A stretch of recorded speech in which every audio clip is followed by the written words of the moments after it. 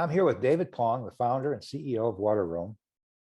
You know, David, when in our conversations and when I see what Wateroam is doing, I am very excited to have this opportunity to talk with you. Yeah, likewise. It's a pleasure to be here to talk with you and to share more about what we do at Wateroam. Good. So why don't you please start off by giving us a little bit of background on Wateroam? Wateroam is a social enterprise that started in 2014 with a mission to be able to bring clean drinking water solutions to disaster-stricken areas as well as to rural development communities. There are 2 billion people in these underserved communities that still lack access to clean drinking water on a daily basis. So what we are trying to do is to provide good solutions that are portable and effective to be able to provide clean drinking water very easily. On your website, you say you innovate water solutions to provide safe water to communities in need. And certainly you covered a little bit of that in the background, but why don't you go a little bit deeper into that if you would? Yeah, innovation is at the key of what Wateroam does, and we are very excited always about how we can be able to come up with new solutions that be able to tackle this issue of clean water. So what we do is we have a team of engineers that constantly iterate on prototypes and new design to be able to figure out how we can be able to filter and treat water in the most economical as well as the most simplest of ways. Our key principles of design is that products that are designed must be safe, simple, and swift. So it must be safe for consumption based on international and local standards. It must be simple to use because we're not expecting a lot of these communities to have technical know-hows or engineering know-hows, but we want the layman and the man on the street to also be able to know how to use it, operate it, install it, and be able to teach their families how to use it as well. And swift to install, swift to operate, swift to maintain.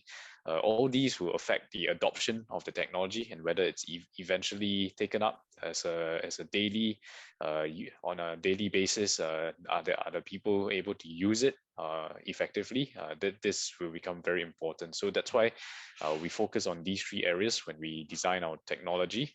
And our technology wise, we've always incorporated design thinking and design centric.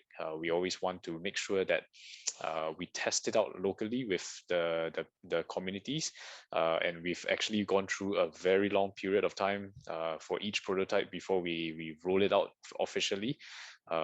We have so far, for example, our flagship product, we have failed at 20 prototypes because they're all of different sizes, different configurations, different manners of using. It wasn't until we realized that a lot of these are just simply not working because the locals are not able to adopt it into their day-to-day life. They feel that it's either too clunky, too large, too bulky, too tedious to use, or too much technical information on step 1, 2, 3, 4, 5, and just too many steps to run, and simply it became obsolete eventually. So the aha moment for us was when we saw somebody pumping his bicycle with a bicycle pump, and we thought that that was a very simple action that is universally understood. Why not we incorporate that with water treatment technologies, membranes, and be able to use that same intuitive action into this new product that we have. And so that's why eventually that was the aha moment that gave birth to our bicycle pump filter. And to how it works today is it looks exactly like a bicycle pump. Every pull of the piston, you draw a column of water from river, well, stream. Once you push it down, immediately it flows through membranes, push through the membranes, and is filtered immediately to provide about 250 liters of clean drinking water every hour. So that's very substantial for providing a whole community of 100 people with clean drinking water very quickly. And how long do the membranes last? Our membranes are designed to be able to last for a good 2 years or 1.5 million liters. This is considerably long because we've been able to build in various mechanisms that allow the filter to be constantly maintained. Either it's through a flushing mechanism or a back flush mechanism, and this really provides the longevity for the system, especially when we're operating in such tough conditions where water tends to be much higher in turbidity, much more challenging situations in disasters or rural communities. So would you give us maybe 1 or 2 good examples of the impact that Wateroam has had on a community or a household? Yeah, one example is a very early deployment that they're still utilizing deployment today. It's a orphanage in Cambodia, right? Previously, the orphanage had to rely on bottled water, and that's became very costly for them. And a lot of times, the bottled water was also questionable in terms of its quality of water, and we still see quite a number of the kids being sick due to waterborne diseases because there is still some contamination in the water. But when they came to know about the Room Filter Plus, which was our bicycle pump filter, and they installed it and filtered their rainwater that they regularly harvested and collected, that eventually became a focal point for many of the children to gather and collect their water, and they always enjoy this pristine quality of water now because they no longer get such issues like diarrhea. Previously, they experienced daily bouts of diarrhea, and now this is all clear. The orphanage has been very happy about it, and they see that they no longer have to do all this heavy lugging of bottled water. They also use some other filters which require them to do a lot more maintenance previously, but now a lot of it has been much more efficient, and they don't have to do it anymore. So life has been a lot easier for this orphanage in Cambodia, and we're very thankful for such a privilege to be able to serve in this manner. So it's easy enough to operate that the orphanage is totally self-sustaining once you put in the filters, put in the Wateroam. Yeah, that's right. Because what they do is they just plug it into the rainwater harvesting tanks, and through that, just by the gravity itself, it can push through the system. So you don't always have to use it by the bicycle pump means. That is more if you have absolutely no energy, no power source, or no gravity infrastructure. Then in that case, yes, you can use the bicycle pump. But if gravity is available, then just utilize that, and it will run. It will push through the water into the system. The system can be able to run with a very low pressure and still be able to push through and provide the clean drinking water from the other end very instantaneously. So because of this operation, as well as a very simple maintenance process, that allows the orphanage to continue to run it even to today.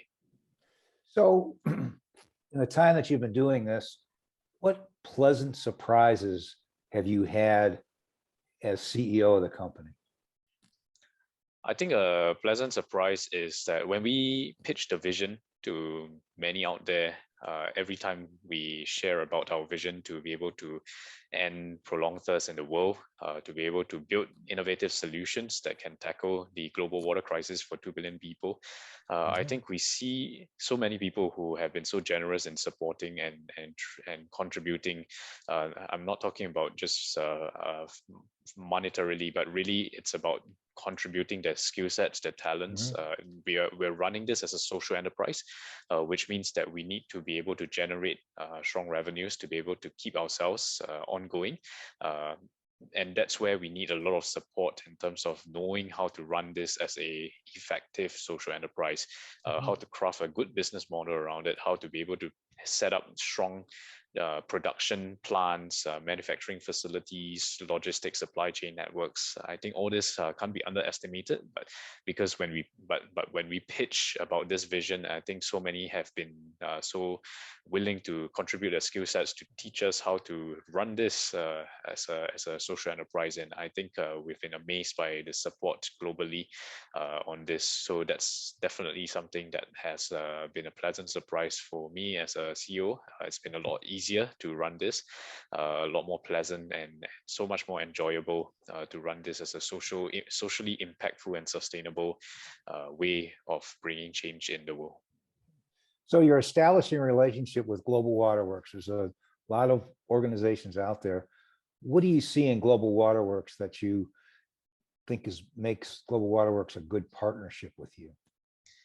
Yeah, I think we've always been very excited to to be able to partner with Global Waterworks to see how we can leverage and just benefit from the vast network that the Global Waterworks has into so many regions in the world, the expertise that are available, and the amazing creativity that would come from many talented minds. I think there's so much opportunities to be able to co-create solutions, and that's what we're really trying to look for, because I think innovation never stops at just one simple innovation that we have, but we want to continue to pursue greater innovation that can be able to solve greater problems and challenges out there in the world. So what is best is to be able to tap on the wonderful network that Global Waterworks already has, wonderful minds that are out there,